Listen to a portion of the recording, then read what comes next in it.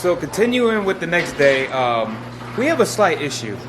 Come check it out. So the issue is, yesterday I found out that I don't have a coolant reservoir hose, and I know this is from when I had my mechanic. He did some work on the engine that that I will talk about later, and it was actually the reason why I was overheating. And so anyways, he did that job or whatever, and I realized that the coolant reservoir hose was there. So now what I had to do was I had to put that coolant reservoir hose on. What I did was I had to take the wheel off, I had to peel back the plastic lining, wheel lining, and I replaced the hose. And so I put the wheel back and everything, but now it's like my wheel is making a clunking noise. So I'm thinking that I might have not put everything on correctly. I have the spacer on right here, a universal one. So all I have to do is take this off and make sure everything looks okay, and or it's put on correctly, and then put it back on. So we'll see how that goes.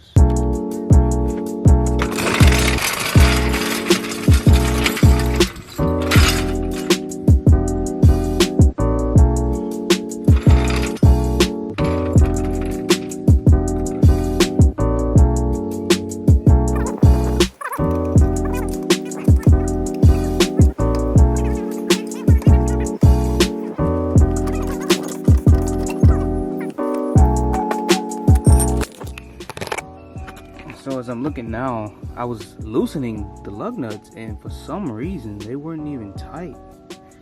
And I specifically remember tightening them. Like I remember, but Did you tighten? It's different. If you tighten it when it was on the ground, that don't necessarily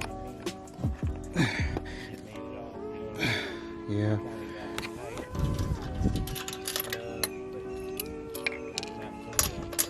Yeah, I think there was a lot of space that I had that was not. Yeah. So what I'm gonna do is,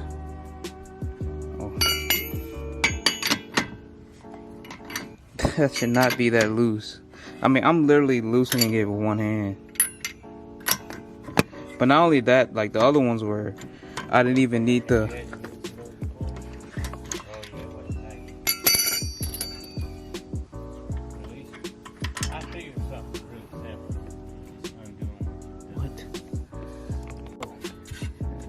Completely solid. I'm getting a little some nicks right here, which is expected. So now the thing is just to put it back on. I guess it just wasn't tight like I thought it was, which is a very amateur mistake, but things happen. Man, I hope this is it. Oh, that was it. Just a simple mistake. Yeah, I'm glad I didn't continue on it. Right. Because at first I thought it was just something. It would have been a problem. So, just finished tightening. Now we're just going to try it out. Hoping that was just a rookie mistake and not anything bigger than that. But another thing that I was trying to figure out, why did I have those rashes or those like scrape marks on the spacers? And it's like a beginner mistake. But because I did not tighten all the lug nuts, it was pretty much wobbling against the spacer, and as it was wobbling, it was just scraping the spacers. So it makes sense as to that, confirms that it needs to be tightened rather than it being a bad wheel hub or something like that. The thing is, even if it were to be a bad wheel hub, once again Brent's coming in clutch, he would have had one ready for me. But it's just the thought of replacing and possibly paying for something else. So now what I'm gonna do is I'm gonna move the Lexus and back the Z out and just go down the street. I don't really need that much distance, because it's when I'm decelerating or braking, it's when I could feel it.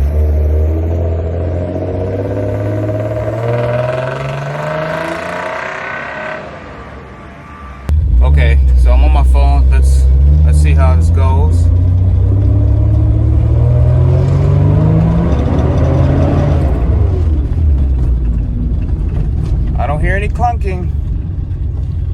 I don't hear any clunking. We might have fixed it, boys. Let's just take it down.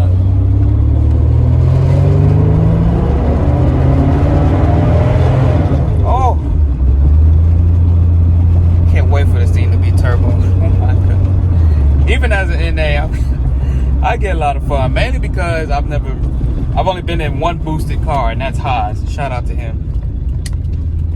No clunking. Oh my goodness. God, please. Let's go up to 45.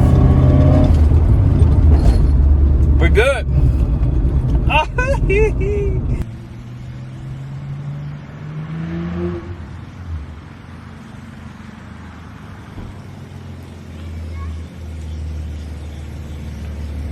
It's good. To show you guys the hose I use to replace my reservoir hose. So I went to Ace Hardware because my tubing, and I got this. And I fed it down, and it goes in the wheel well, and that was pretty interesting because there's no other way to get to it. So that was a little annoying. Turbo shroud, I got the bottom part put on. And so now we've come to the title of this video. Yes, indeed, I was in denial, and I'm okay with owning up to that. I'm okay to say that I was wrong.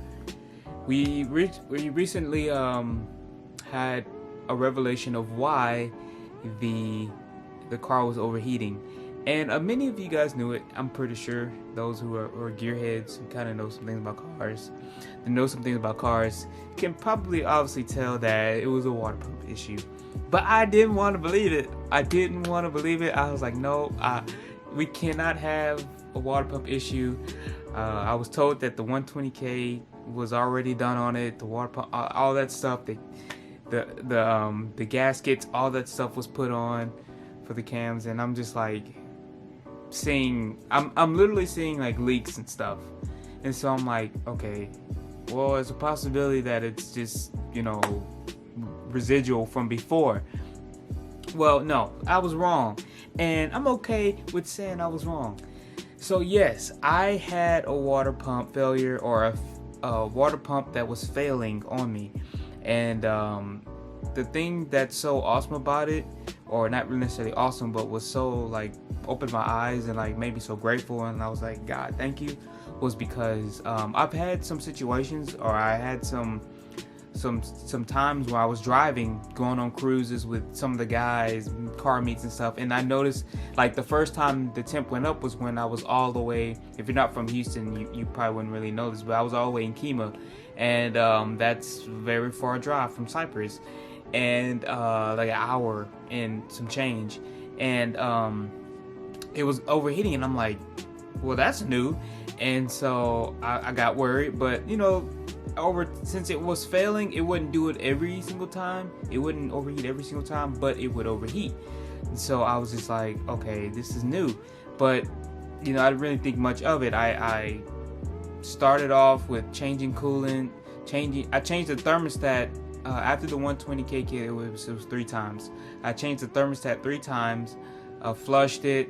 Then recently, of course, you guys know I went to a larger radiator size. I went to twin turbo size, and then I even tried through the advice of a friend, trying to clean my AC condenser, because sometimes, or I was told that it could be clogged, causing extra load on the car because it's working hard. That's just what I was told, and I was like, okay, I didn't really know that could happen, so I was like, well, let me clean it.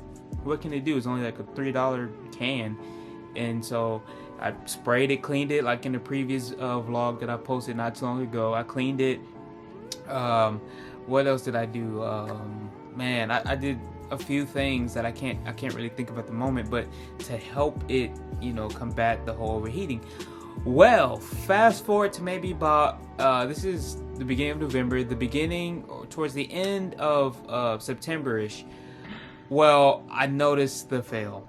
I went to Walmart, and man, I'm so sorry I didn't vlog it when I first saw it. My mind just was like, what is going on?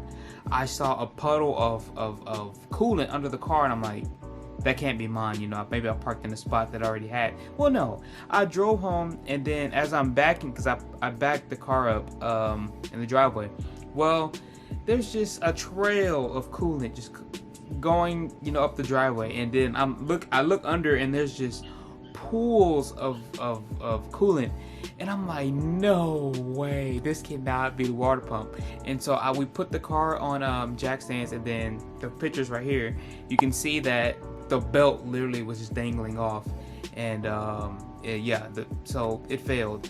And we wiggled the water pump just to be sure, which, you know, it was loose, it was broken. And it hurt me bad, because I was like, no, you know. And to be honest, it's not necessarily it's an issue, but it's not the biggest issue that, you know, could have been a problem, like a head gasket, a failing head gasket. Like, that's what I was scared about. Like, I'm like, dude, I hope this car is not acting up because it has a bad head gasket. That's a lot of money for a fix, but especially for a Z. But for the water pump issue, it was still expensive. It was an expensive fix. Now that it happened, I'm grateful, because now I know that it's been done. It has OEM Nissan pulleys, belts. I even did the valve cover gasket job with it, so it has the valve cover gasket job, no more leaking oil. And it's just slowly being restored. I mean, there's not much you can do with almost a 30-year-old car. You know, things are bound to happen, and it's just about bringing it up to spec. So I just want to say, I was in denial. I will totally admit it. I was in denial, but it's okay. It's a month and a week later, the car is running flawlessly, fantastic. I do have a guy to order, that I'm gonna order or purchase my downpipes, stock downpipes, and a twin turbo oil pan. And if you haven't watched the vlog, or just watching, this is your first video, I do have a older ECU 8-bit that's being tuned or chipped by Z-Shack, and it's not even supposed to really, won't even add smiles to your face. It's just literally like 5 horsepower gain, and maybe like a little bit of efficiency with fuel. So it's just a little peppiness added to it. It's not gonna blow your wig off or nothing. But so we're slowly getting there. The main thing with the ECU is that I don't have to source one when the time comes. I will already have it, and all they have to do is rechip it or whatever they have to do to adjust it to the twin turbo, to the turbos. So other than that, you know, we're still rolling. It's kind of hard to get this stuff going. Number one, with price. Number two, it's my daily. I got to be careful. Like I said, if you're new to the vlog, I'm not trying to push crazy power. Z's come 220 stock horsepower, 200 to 220. I'm trying to reach 3. That's it. 320, 350 max even. But so we're trying to just get this ball rolling. We're gonna continue to keep making vlogs. I'm sorry for the long pause in between vlogs. It's a lot, you know. I work from home, and I'm involved in my church with my youth group, and so it's kind of hard to keep these videos going. But as best as I can, I'm bringing content, and sooner or later I'll catch a rhythm. But I just want to thank y'all for watching this video. Thank y'all for tuning in to the next one. There's some few meets that are going on that I'm going to try to make. Hopefully I can get some footage and some vlogs, and just get the guys in there and get some friends in there. And so appreciate y'all watching this vlog. Like, comment, subscribe, and keep up with me with this build, and I'm excited to see where it goes. Peace out. Love y'all, and remember, with all this election stuff going on, remember to stay level-headed. You know, there's always more things that goes on in life. Unfortunately, this one is a huge one, but remember to just stay grounded, stay level-headed. You know, people are gonna show their concerns and voice their opinions, whether it's a friend or family. You know, just remember just to be open-minded, and so keep moving forward, and I'll see y'all in the next vlog. Peace.